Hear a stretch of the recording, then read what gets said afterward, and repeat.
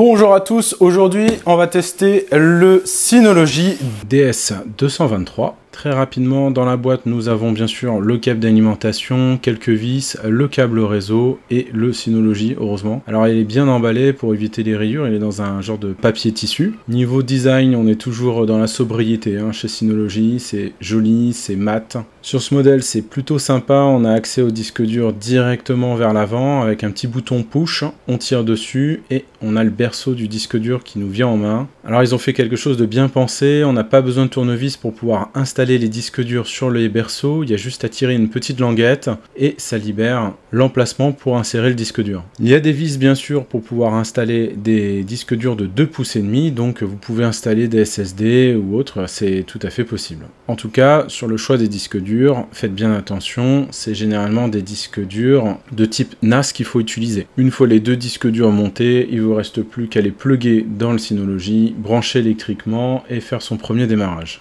La suite se passe sur l'interface web, donc où vous trouvez l'adresse IP directement de votre machine. Sinon, vous pouvez utiliser une redirection de domaine. Vous tapez Synology NAS port 500 et vous tombez dessus. Si comme moi, vous avez plusieurs Synology sur votre réseau, alors il y a une autre méthode, c'est d'aller sur findsynology.com et vous avez la liste de votre équipement. Vous allez le retrouver facilement puisque c'est le seul qui n'est pas paramétré. Ensuite, vous cliquez dessus et vous cliquez sur Connecter. Et vous vous retrouvez sur la page de votre Synology. Vous pouvez cliquer sur les informations du matériel pour être sûr que c'est bien l'équipement que vous venez de brancher. Si vous en avez branché 5 différemment, c'est là où vous allez pouvoir le retrouver avec le numéro de série. Vous cliquez sur Installer. Il va vous proposer d'installer la dernière version, comme ça tout est à jour. Vous cochez, vous faites suivant. Attention, ça va supprimer l'intégralité des données qu'il y a sur les disques durs. Il me demande de ressaisir le modèle de l'équipement pour être sûr que j'ai bien lu ce qui était marqué. Merci à lui. Et c'est terminé. Allez, au revoir.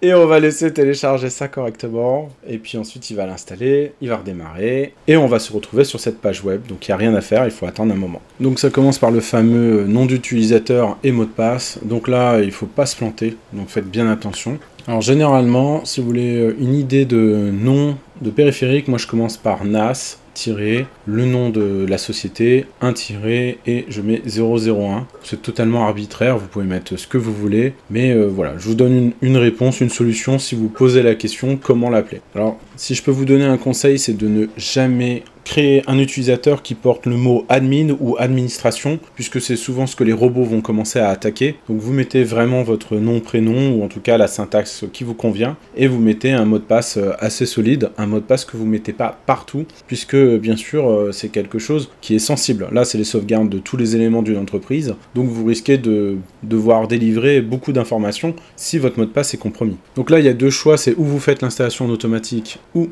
vous le faites manuellement. Moi ce que je vous conseille c'est de le faire en automatique, comme ça votre client il n'est pas embêté et ça se met à jour tout seul, ce qui est quand même mieux au niveau sécurité. Alors une fois que vous avez créé votre compte Synology avec une adresse mail, il va vous demander une option comme le Quick Connect. En fait, ça va vous permettre de vous connecter à votre NAS de n'importe où. Donc, il faut créer un nom, en fait, de Quick Connect. Puis ensuite, avec votre login, votre mot de passe, vous avez accès à votre Synology n'importe où dans le monde. C'est quand même très pratique. Alors, ce que je vous conseille, c'est à fur et à mesure que vous faites ce genre de paramétrage sur un Synology ou un NAS ou un autre équipement, c'est valable pour tout, vous prenez un bloc-notes, vous renseignez bien tous les nouveaux éléments, les liens, les logins, tout ce qu'il vous faut comme information. Et puis ensuite, vous rangez tout ça dans un KeePass pour que ça soit verrouillé et protégé quand même quelque part, et ensuite vous donnez ça à votre client sous forme d'un document, en tout cas quelque chose de sécurisé, c'est important. Donc là il me propose d'installer tout de suite des packages. Pour moi j'en ai pas besoin puisque ce n'est pas le but de ce Synology. Le but c'est qu'il sauvegarde un compte totalement cloud qui s'appelle pCloud. Donc là je vais dire non merci, et je vais décider moi-même de ce que je vais installer sur ce Synology. Donc là, il propose une extension de garantie. Je suis allé un peu plus loin pour voir ce qu'il me proposait au niveau tarif. Et il y en a à peu près pour 27 € pour une garantie étendue de 2 ans supplémentaires. Bon, pour mon client, ce n'est pas nécessaire, donc je vais pas le prendre, mais c'est bon à savoir. Alors, il y a aussi l'authentification à 2 facteurs. Ça, c'est plutôt sympa. Ça veut dire que quand vous allez vous connecter au Synology, il va vous envoyer un mail pour valider que c'est bien vous qui essayez de vous connecter au Synology. c'est une sécurité supplémentaire. Dans le milieu professionnel, généralement, je l'active, surtout quand le Synology est dans une zone qui a accès à Internet. Donc là, c'est super bien fait chez Synology. Tout de suite, il me propose de créer un volume, donc pas besoin de se balader dans les menus. On y va, on fait créer maintenant. Donc il me demande de créer un volume de disque dur, je dis OK.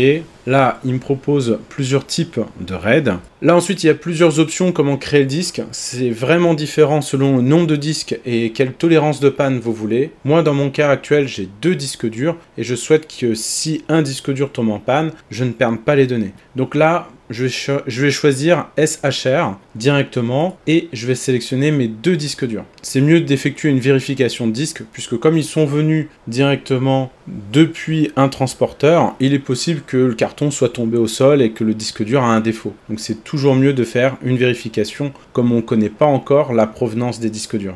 Bon là il y a un bouton bien pratique, quelle taille doit faire le groupe de disques, et bien vous cliquez sur maximum et on fait suivant. Là c'est très simple, vous suivez ce qui est recommandé si pour vous le disque dur et le Synology est neuf, et puis il vous reste plus qu'à appuyer sur valider. Ça y est, la création du groupe est faite, donc j'ai mis mes 2 disques durs de 4 Tera dedans, et si j'ai un des 2 disques durs qui tombe en panne, eh bien les données seront récupérées, ou en tout cas ils sont déjà copiés sur l'autre disque dur. Comme ça, s'il y a un disque dur qui tombe en panne, je le remplace, et il va reconstruire les données sur ce nouveau disque dur, et ainsi de suite, comme ça, eh bien il y a moins de chances de perdre des données. Attention, le système RAID n'est pas une solution de sauvegarde, c'est juste une solution qui permet de gagner du temps et de protéger un peu les données, mais on n'est pas au point de classer ça comme une sauvegarde.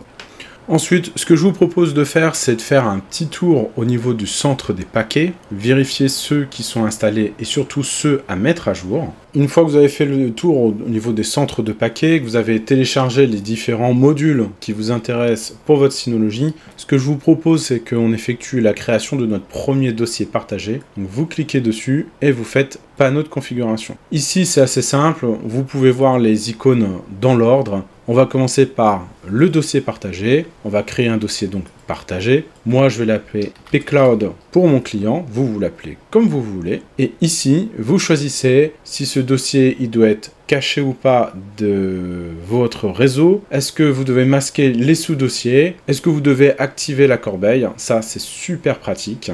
Donc pour moi, je n'ai pas besoin de chiffrer les données parce qu'ils sont déjà dans une zone sécurisée. S'il y a un risque de vol des disques durs, là peut-être que c'est important de chiffrer les données. Donc là, on a une option qui est assez intéressante. Ça permet d'activer, ils appellent ça la somme de contrôle des données pour l'intégrité avancée des données.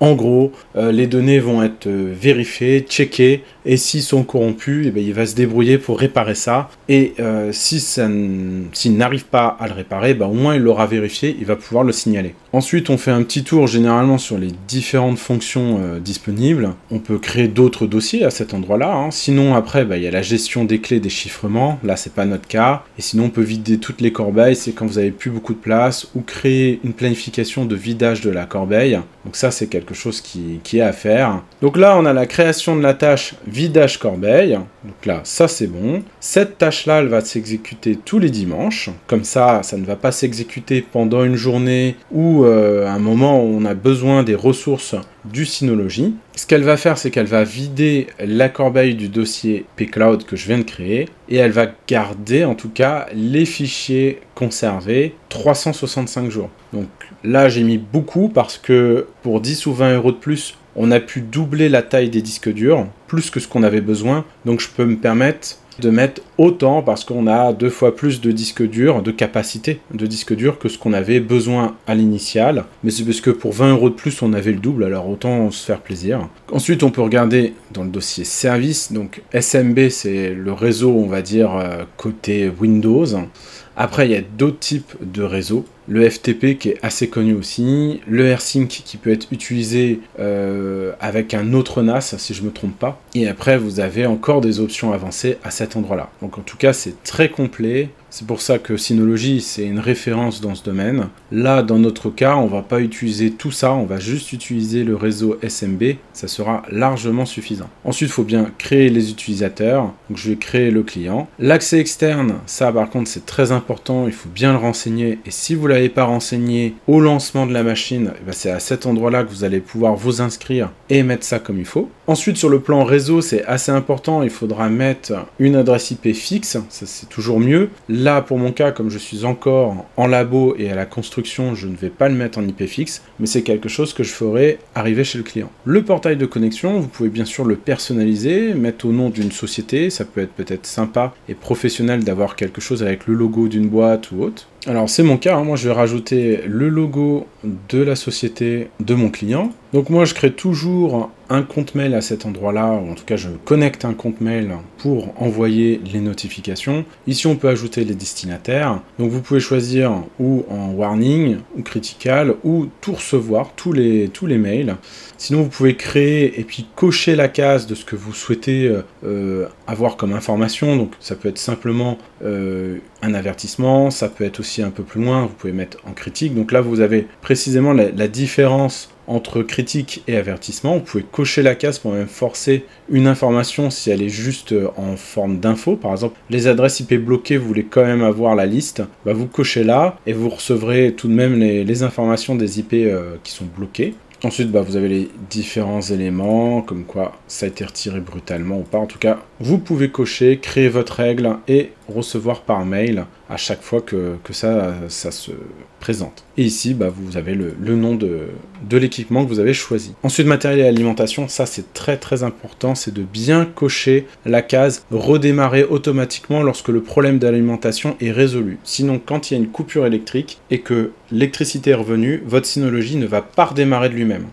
J'active aussi le Wake Online, ça veut dire c'est un paquet magique qu'on envoie au Synology pour le forcer à redémarrer. Pour ça, il faudrait qu'il soit déjà à l'arrêt, mais c'est pratique lorsqu'on fait de la maintenance à distance et qu'on suppose que le Synology il est arrêté pour une raison inconnue, et on fait un Wake Online, ça nous évite d'avoir à se rendre à la baie informatique et appuyer sur le bouton On, tout simplement. Ensuite, c'est important de mettre les bips pour que les personnes autour entendent bien qu'il y a un souci lorsqu'il y a un dysfonctionnement avec le ventilateur, un volume est anormal, ça veut dire un disque dur est HS, que le système il s'est allumé, donc s'il bip continuellement, ça veut dire qu'il redémarre tout le temps, ou le système s'est arrêté après avoir appuyé longtemps ce bouton d'alimentation. Vous appuyez 5 secondes il me semble, et il va s'éteindre, et il vous fait un petit bip pour prévenir que il a compris la commande, il va bien ça s'arrêter proprement. Ensuite vous avez les périphériques externes, alors ça c'est super pratique, vous branchez par exemple un disque dur externe, et vous pouvez faire en sorte qu'il y ait une copie des données sur votre disque dur externe. Ensuite vous le débranchez proprement, et vous pouvez le mettre dans votre bureau, ou même